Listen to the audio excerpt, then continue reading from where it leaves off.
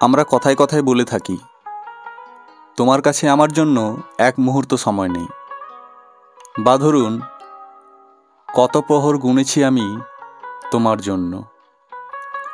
এগুলো কিন্তু সময়ের হিসাব বা একক, যা আমরা মুখে বলে থাকি কিন্তু হিসেবের সাথে পরিচিত নয়। তাই চলুন আজকে জেনে নেওয়া যাক পুরনো দিনের এককের সময়ের হিসাব।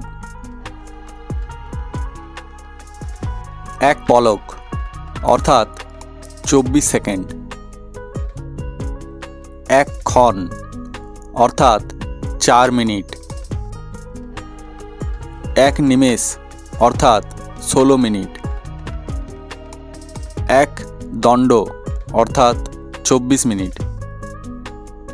এক মুহূর্ত অর্থাৎ 48 মিনিট। এক প্রহর অর্থাৎ 3 ঘন্টা। এক দিন অর্থাৎ 8 প্রহর। এক সপ্তাহ অর্থাৎ 7 দিন।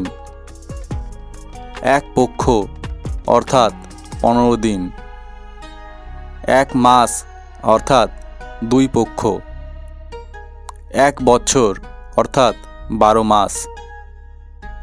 এক যুগ অর্থাৎ 12 বছর। এক প্রজন্ম অর্থাৎ 25 বছর। এক শতাব্দী অর্থাৎ 100 বছর।